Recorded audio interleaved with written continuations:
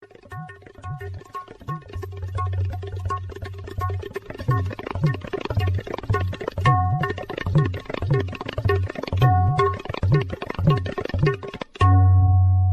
पत्रिका के आज के अंक में स्वागत है आपका। मैं हूं मनीष गजभिये। श्रोताओं, स्पोर्ट्स में कमेंट्री का बहुत महत्व है। कोई भी मैच हो, अगर हमें अच्छी कमेंट्री सुनने को मिल जाए तो निश्चित ही उस मैच का मजा दुगना हो जाता है। बहुत से ऐसे अंतर्राष्ट्रीय कमेंटेटर्स रहे हैं जिनको सुनने मात्र के लिए लोग या कहे कि ग्राउंड पे जाया करते थे, उनको देखने के लिए, उनको मिलने के लिए, उनको सुनने के लिए बेताब रहते थे। Just their second corner of the match and it comes header goes in and India score। आज हमारे लिए बेहद खुशी की बात है कि अंतर्राष्ट्रीय कमेंटेटर दामोदर प्रसाद आर्य जी आज हमारे स्टूडियोज में मौजूद है। आज हम आपसे जानेंगे स्पोर्ट्स में कमेंट्री का क्या महत्व है, कमेंटेटर्स की क्या भूमिका होती है और किस तरह अपने अंदाज से वो श्रोता या दर्शकों को बांधे रख सकता है।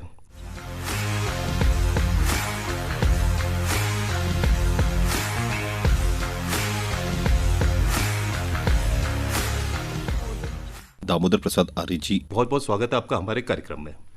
नमस्कार, धन्यवाद गजभिये जी।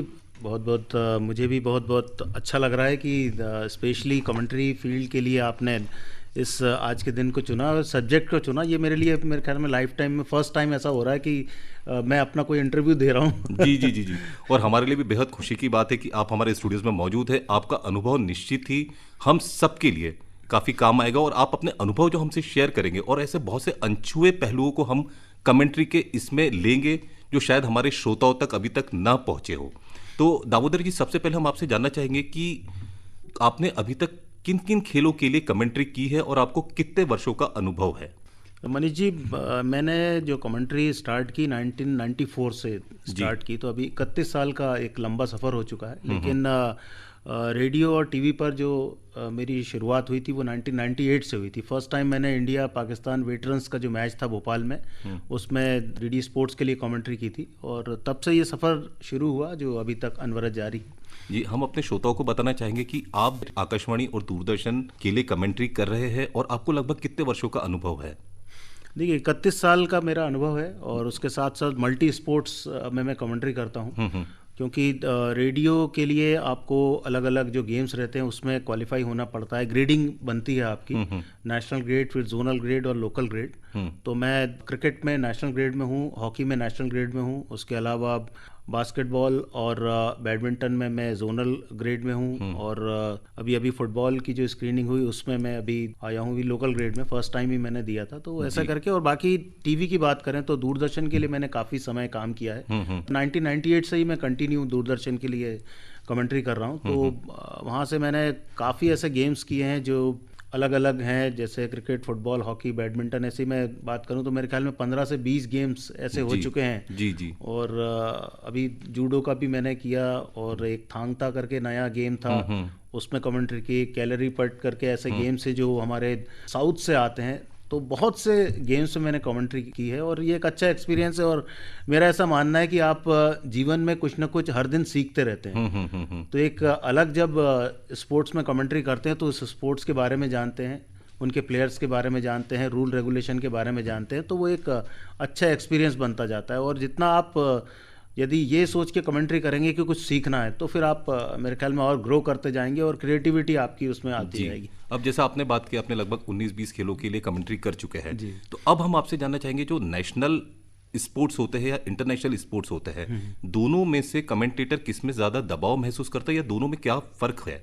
देखिए, नेशनल इंटरनेशनल लेवल के मैचेस में कमेंट्री करने में उतना दबाव नहीं रहता जितना आप लाइव जो कमेंट्री होती है, आप यदि अपने शहर में कहीं कर रहे हो या किसी भी दूसरे शहर में कर रहे हो, जब लाइव जो दर्शक आपके समक्ष बैठे हैं, आप ग्राउंड पर कमेंट्री कर रहे हैं, तो वो मेरे ख्याल में सबसे ज़्यादा चुनौतीपूर्ण रहता है। क्योंकि रेडियो टीवी पर तो आप जो बोल रहे हैं वो थोड़ा सा संभल कर बोलते हैं या आप कुछ लिख के ले जाते हैं, इसमें भी लिख के ले जाते हैं, लेकिन वहाँ क्या डायरेक्ट कमेंट्री आपके श्रोता सुन रहे हैं। आप सामने बैठे हैं, आपके पड़ोस में 5 फीट की दूरी पर, 10 फीट की दूरी पर हजारों की संख्या में लोग बैठे हैं, वो आपको सुन रहे हैं जी। तो वहाँ पर जरा भी गलती होती तो तुरंत रिप्लाई आता है और वहाँ से फिर आपको अपने आप को वापस व्यवस्थित करने में थोड़ा समय लगता है। बिल्कुल सही बात है। जैसे हम बात करें कि जो कमेंटेटर्स है, ऐसा कहा जाता है कि उनको रेकी करना बहुत जरूरी है। जो भी ग्राउंड होता है वहाँ पे मैच के पूर्व जाके उनको उसकी रेकी करनी होती है।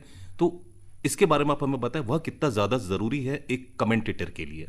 देखिए, जितना मैंने बताया कि जितना आप सीखेंगे उतना आपको एक्सपीरियंस आता जाएगा। और एक दिन पहले इसलिए भी जाना ठीक रहता है कि आप वहाँ के एटमॉस्फेयर से एडजस्ट हो जाते हैं, क्योंकि जहाँ से आप जा रहे हैं दूसरी जगह जा रहे हैं। अभी मैं जैसे गुलमर्ग गया था, तो यहाँ तो टेम्परेचर 19-20-30 डिग्री टेम्परेचर था, लेकिन वहाँ माइनस में टेम्परेचर था। तो वहाँ जाएंगे तो थोड़ा एडजस्ट हो जाते हैं। फिर ग्राउंड कंडीशन देखनी होती है, कहाँ पर आपका बूथ बना है, कहाँ कमेंट्री बॉक्स बना है, वहाँ से व्यू क्या आ रहा है, और वहाँ पर जो स्कोर बोर्ड है वो कहाँ पर लगा है। तो वो सब चीज़ें आप पहले एक दिन पहले जाकर देख लेते हैं कि भाई कहाँ से आप बैठेंगे, कहाँ कंफर्टेबल होंगे। स्कोर बोर्ड दिख रहा है आपको, यदि एक साइड में है आपका कमेंट्री बूथ, कभी कभी तो बीच में रहता है लेकिन कभी साइड में भी दे देते हैं, तो वहाँ से आपको दूसरा एंगल जो देखना पड़ता है, वहाँ प्लेयर्स को वॉच करना पड़ता है कौन सा प्लेयर है। तो वो सब चीज़ें देखने के लिए एक दिन पहले जाना बहुत ज़रूरी रहता है। और आप फिर वहाँ जाके जो भी रिकॉर्ड्स रहते हैं, जो प्लेयर्स हैं उनसे आप इंटरेक्शन कर सकते हैं, जो टीमें प्रैक्टिस करती हैं उनसे बातचीत कर सकते हैं। तो वो जितना आप बातचीत करेंगे उतना प्लेयर्स के बारे में जान लेंगे और इवेंट के बारे में जान लेंगे कि किस तरह का इवेंट चल रहा है, कितने दिन से चल रहा है। और इस 3-4 बजे के समय में, या जो फ्लड लाइट में मैचेस, आजकल ज़्यादातर मैचेस फ्लड लाइट में होते हैं, तो वहाँ किस तरह की पोजीशन हो जाती है, कैसा क्राउड आता है, आप कहाँ डिस्ट्रैक्ट हो सकते हैं। तो ये सब चीज़ें एक दिन पहले जाकर आपको करना पड़ता है कि एडजस्ट हो जाएं आप वहाँ के माहौल में। और जैसे आजकल ऐसा देखा गया कि टेक्नोलॉजी के युग में आजकल जो कमेंटेटर्स हैं वो स्पेशली देखा गया है कि स्टूडियो में बैठ के, स्क्रीन के सामने बैठ के कमेंट्री करते हैं। तो उसके बारे में हमें बताया कि वहाँ पे कमेंट्री करना ज़्यादा आसान है या आप ग्राउंड पे जाके कमेंट्री करते हैं वह ज़्यादा आसान है? देखिए, ग्राउंड पे कमेंट्री करने में अब आजकल जो टेक्नोलॉजी की बात की, वो टेक्नोलॉजी बहुत अच्छी है। पहले सब कुछ लिख के ले जाना पड़ता था, अभी आपको रिकॉर्ड जो टीवी पर आते हैं वो तुरंत आ जाते हैं कि करंट रिकॉर्ड क्या आ गया। पहले हम लिख के ले जाते थे, आज भी मैं लिख के ले जाता हूँ काफ़ी, मतलब मेरे ख्याल में मेरी जो हर कॉपी रहती है वो भर जाती है रिकॉर्ड से, क्योंकि जितना आप सर्च करेंगे मैच के पहले, जो जो अच्छे अच्छे पॉइंट्स आपको लगता है कि ये वो लेकर जाएं, लिख कर ले जाएं, और ग्राउंड पर जाते हैं तो वो स्क्रीन लगा है, उस पर सब डेटा आता जाता है। लेकिन जब ग्राउंड पर और स्टूडियो में जैसे कमेंट्री करते हैं तो वो जो एडवर्टाइजमेंट आता है, जैसे क्रिकेट में हम बात करें तो उसमें हर ओवर के बाद एडवर्टाइजमेंट आता है, तो वो लास्ट बॉल का आपको ध्यान रखना पड़ता है, स्कोर बोर्ड पर स्कोर क्या आने वाला है वो ध्यान रखना पड़ता है। फिर वो जो 1 मिनट का जो बीच में एडवर्टाइजमेंट आता है, उस समय आपकी क्या पोजीशन होती है, उस समय आप किस तरह से अपने धारा प्रवाह को आगे बढ़ाते हैं, वहाँ पर क्या कहीं आप ब्लैंक तो नहीं हो रहे, वो सब चीज़ों का ध्यान रखना पड़ता है। तो वो थोड़ा एक चैलेंजिंग हो जाता है, और एक्सपीरियंस आपको हर चीज़ आसान कर देती है। बिल्कुल अच्छी बात की आपने। अब जैसे कि आपने रेडियो के लिए और दूरदर्शन के लिए, दोनों के लिए ही कमेंट्री की है, तो अब हम आपसे ये जानना चाहते हैं कि दोनों,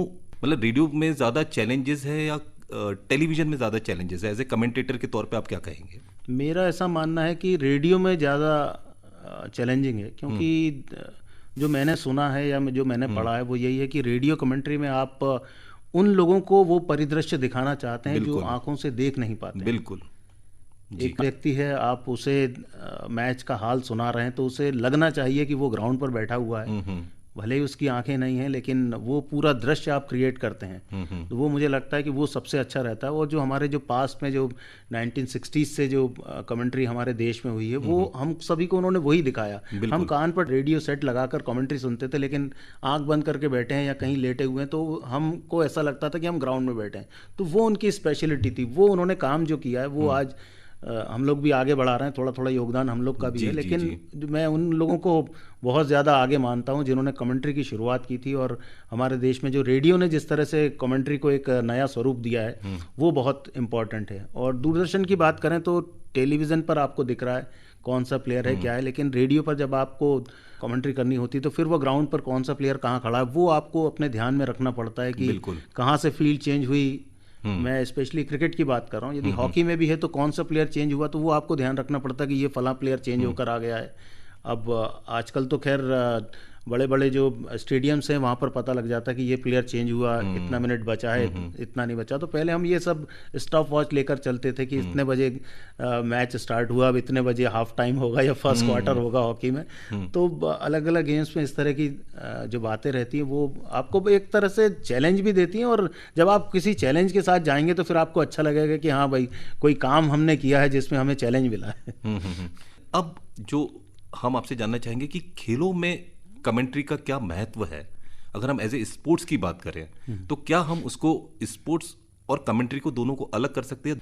बिल्कुल, कमेंट्री फील्ड ऐसी है कि हम, जैसे मैंने बताया कि 1965-68 से लोग कमेंट्री में जो साथ में जुड़े हुए हैं, अभी तक ये सफ़र चल रहा है। तो जो बदलाव आया है वो तो लोगों की क्रिएटिविटी से आया है, लेकिन कमेंट्री सुनना ये वाकई में एक बहुत अच्छी विधा है, और जो लोग कमेंट्री करते हैं ये भी एक अच्छी विधा है। और स्पोर्ट्स के साथ इसे आप अलग हटा के नहीं देख सकते। आप देखें, रेडियो कमेंट्री होती है, आज भी लोग उतने ही चाव से सुनते हैं उसे। यदि उनके पास उस समय पर टेलीविज़न सेट नहीं है, आजकल तो केवल सेल फोन आ गए तो उस पर लोग देखते हैं, लेकिन फिर भी उनका दिमाग जो है वो देखने के बजाय कान भी उनके सुनते रहते हैं कि कमेंटेटर क्या बोल रहा है, क्या नहीं बोल रहा है, क्या गलतियां कर रहा है। वो उनका ऑब्जर्वेशन रहता है कि नहीं यार यहाँ पर ये बोलना था। लेकिन जो कमेंट्री सुना रहा है आपको, वो पूरा उसमें तल्लीन है, वो बिल्कुल डूबा हुआ है, वो अपने काम को अंजाम दे रहा है। बिल्कुल बिल्कुल। तो आपको उसके साथ वो जोड़ के रखता है, खेल के साथ जोड़ के रखता है। जब ऐड आता तो लोग वहां से भटकते नहीं है, वो सुनते हैं कि यार लास्ट बॉल पे इसने बोला था 1 ओवर में 18 रन, उसके बाद दूसरा ओवर स्टार्ट होगा, अब कौन सा बॉलर आएगा, तो आप खुद अपना दिमाग चलाने लगते हैं कि अब कमेंटेटर क्या बोलने वाला है। बिल्कुल बिल्कुल। तो वो एक आपस में जो एक कोऑर्डिनेशन है खेल और कमेंट्री का, वो कभी जुदा नहीं हो सकता। और खेल के कारण कमेंट्री है और कमेंट्री के कारण खेल है, मेरा ऐसा मानना है। बिल्कुल, हम भी इससे पूरी तरह सहमत है। और जैसे कि अभी आप कमेंट्री की बात करें तो इसमें भाषा वो किस तरह की होनी चाहिए? देखिए, भाषा तो आप जितना सुधार सकें उतना अच्छा है। मैं आज भी कोशिश करता हूं कि जो शब्द हैं उनको बहुत अच्छी तरह से उच्चारण उनका अच्छा हो, लोगों को सुनने में मीठा लगे, क्योंकि हम देखते हैं कि उर्दू अरबी के काफ़ी वर्ड्स हैं जो हम यूज़ करते हैं हमें डेली रूटीन में, तो वही कमेंट्री में भी हम यूज़ करते हैं। लेकिन मैं अपना व्यक्तिगत रूप से बताऊं तो मुझे एक अतीक सर थे भोपाल में, जो हॉकी के कोच हैं, उन्होंने बताया था कि आप कमेंट्री करते हैं अच्छी बात है, लेकिन आप कुछ ऐसे वर्ड्स हैं जिनके पर्यायवाची आप ढूंढते रहें, नहीं तो आप एक जैसे लगने लगेंगे। बिल्कुल, तो बिल्कुल। वो छोटी छोटी बातें जो आपको सीखनी चाहिए इस फील्ड में, यदि आप आ रहे हैं तो हर बात आप सीखते रहें, क्योंकि जैसा मैंने कहा था कि आप जितना सीखेंगे उतना आप आगे बढ़ते जाएंगे और क्रिएटिविटी आपकी नजर आएगी। जैसे आज हम कमेंट्री सुनते हैं तो पहले कुछ वर्ड्स थे जो हमें बार बार वही सुनने को मिलते थे, लेकिन अब आप सुनेंगे जैसे नवजोत सिंह सिद्धू हैं, उनके कमेंट्री करने का अंदाज अलग है, बहुत अलग है ना। हर कमेंटेटर का अपना एक अलग अंदाज है। सुशील दोषी जी को आप सुनेंगे तो उनकी जो एक मीठी सी जुबान है वो आपको अपनी तरफ आकर्षित करेगी। खेल कहीं चल रहा हो लेकिन आपका ध्यान कहाँ रहेगा, आपके कान वहां लगे रहेंगे कि अब सुशील जी क्या बोल रहे हैं। तो ये एक कमेंट्री का एक मतलब हम यूं कहें कि कमेंट्री की एक भाषा है जो आपको बहुत ज़्यादा कनेक्ट करती है। अब एक और महत्वपूर्ण प्रश्न, जो साथी कमेंटेटर होते हैं उनकी क्या भूमिका रहती है, वो कितना योगदान देते हैं? बहुत बार अक्सर ऐसा देखा गया है कि कमेंटेटर्स अपने फ्लो में जब बोलता है तो स्लिप ऑफ टंग होने की संभावनाएं ज्यादा रहती है। तो ऐसे समय पे क्या जो आपके सहयोगी है, कमेंटेटर है, साथी कमेंटेटर है, उससे कोई हेल्प मिलती है आपको? बिल्कुल मिलती भी है और करनी भी चाहिए, क्योंकि ये एक टीम वर्क मैं ऐसे मानता हूँ। जैसे कि कोई मैच चल रहा है तो वो टीमें खेल रही हैं तो वो टीम वर्क है, वैसे ही आपका भी टीम वर्क है। प्रोडक्शन साइड से भी जो टेक्निकल लोग बैठे रहते हैं वो भी हमें गाइड करते रहते हैं। बीच में एडवर्टाइजमेंट आएगा तो वो बताते हैं, सिग्नल देते हैं कि भाई ये इस टाइम पे आपको रुकना है। और जो आपने स्लिप ऑफ टंग की बात की, उस टाइम पे मुझे याद है जेपी साहब ने भी मुझे बताया था कि यदि कमेंट्री कर रहे हैं और कुछ गलती हो जाए तो आप मतलब शर्मिंदा ना हो, इस बात को बिल्कुल ना सोचे कि मुझसे गलती हो गई है, और आप उसे सुधारें, क्योंकि श्रोता आपको सुन रहे हैं। तो आप यदि आप सुधार लेंगे तो उसी टाइम पे वो चीज़ लोगों को भी समझ में आए कि हाँ भाई गलती हो गई, उन्होंने सुधार ली, कोई इसमें दिक्कत वाली बात नहीं। और मुझे एक बात और उन्होंने यही भी कही थी, और साथ में सुशील दोषी जी ने भी कही थी कि आप अपने स्टाइल में कमेंट्री करें, जो आप कर रहे हैं जिसमें आप कंफर्टेबल हैं वो करें, नकल कभी ना करें। बिल्कुल, क्योंकि नकल करेंगे तो आप ना यहाँ के रहेंगे ना वहाँ के रहेंगे। आपका जो अच्छी चीज़ है हो सकता है वो निकल के ना आए। आप किसी को नकल कर रहे हैं तो आप लोग बोलेंगे कि साहब आप इनकी नकल कर रहे हैं, आप उस पर नहीं जाएं। आप जो कर रहे हैं वो उसमें सुधार करते रहें। जितना आप सुधारेंगे तो वो नकल लगेगी नहीं, और जिसको लगनी है नकल उसको आप मतलब आप रोक नहीं सकते किसी को कुछ बोलने से। इसलिए आप अपने स्टाइल में कमेंट्री करें और जैसा आप कर रहे हैं उसको अच्छा करते जाएं। हर मैच में आप प्रैक्टिस भी करते रहें, घर पर प्रैक्टिस करते रहें, और जब आपको मैच मिले तो आप उसमें कोशिश करें कि नई चीज़ें जोड़ दें। जितना आप नया जोड़ेंगे उतना लगेगा कि हाँ भाई कुछ होमवर्क करके आए, या लोगों को लगेगा कि हाँ ये कुछ अलग लोगों से अलग कमेंट्री कर रहे हैं। की बातों से निश्चित ही यह साबित होता है कि जो आंखों देखा हाल है मैच का, जी। वही श्रोता या अपने दर्शकों तक पहुंचाना, यही असली मकसद है, असली काम है जो कमेंटेटर के द्वारा किया जाता है। अब कार्यक्रम के आखिर में चलते चलते हम आपसे जानना चाहेंगे, जो युवा कमेंट्री के क्षेत्र में अपना करियर बनाना चाहते हैं, आप उनको क्या संदेश देना चाहेंगे? देखिए, आजकल बहुत से ऐसे प्लेटफॉर्म्स हो गए हैं। जब हमने कमेंट्री शुरू की थी, पहले तो शौकिया तौर पे सभी लोग कमेंट्री करते हैं, लेकिन आज आपके पास एक ऑप्शन खुल गया है। पहले हमारे पास आकाशवाणी था, दूरदर्शन था, दो हमारे प्रसारण के माध्यम थे। बिल्कुल। उसके बाद फिर जो प्राइवेट चैनल्स आए, और आज तो स्पोर्ट्स के अलग अलग चैनल्स आ गए। आपके पास यदि आप ठीक ठाक फील्ड में आ रहे हैं और प्रैक्टिस करके आ रहे हैं, आप एक्सपीरियंस के साथ आ रहे हैं, तो आपके पास इतना काम होगा कि आपके पास समय नहीं रहेगा कि कौन से इवेंट में कमेंट्री करें, कौन से में नहीं करें, क्योंकि आपको मल्टी स्पोर्ट्स कमेंट्री में जाना पड़ेगा। 3-4 गेम्स आप आएँ, उसमें अच्छी प्रैक्टिस करके आएँ, ताकि जो चैनल्स आपको लेते हैं फिर वो आपको बार बार बुलाएंगे। क्योंकि तो मल्टी स्पोर्ट्स में जाएं, यदि आप एक फील्ड में हैं, किसी पर्टिकुलर गेम्स में है, तो फिर आपको थोड़ा सा मेहनत लगेगी वहाँ पर आपको स्टैंड करने के लिए। अब बहुत से आपके लिए दरवाजे खुल गए हैं, तो मैं चाहूँगा कि जो यंग जनरेशन है वो आए, क्योंकि आप लोकल लेवल पर भी इतने इवेंट्स होते रहते हैं। बहुत से चैनल्स हैं जो लाइव टेलीकास्ट करते हैं, और आकाशवाणी दूरदर्शन के साथ जुड़े हैं और कमेंट्री फील्ड में आना चाहते हैं, तो आपका बहुत स्वागत है। लेकिन यहाँ बेसिक जो आपको सीखना है वो सीखते रहें। दामोदर प्रसाद जी, आप हमारे स्टूडियोज में आए और इतनी अच्छी बातचीत आपने हमसे साझा की, इसके लिए आपका बहुत बहुत धन्यवाद। धन्यवाद मनीष जी। और कमेंट्री के फील्ड में पहली बार इतना सब कुछ मुझे बोलने का मौका मिला। हालांकि वैसे बात करना अलग है, लेकिन जब माइक्रोफोन के सामने आते हैं तो फिर वो आपको अपना धैर्य बना के रखना पड़ता है, बोलना पड़ता है।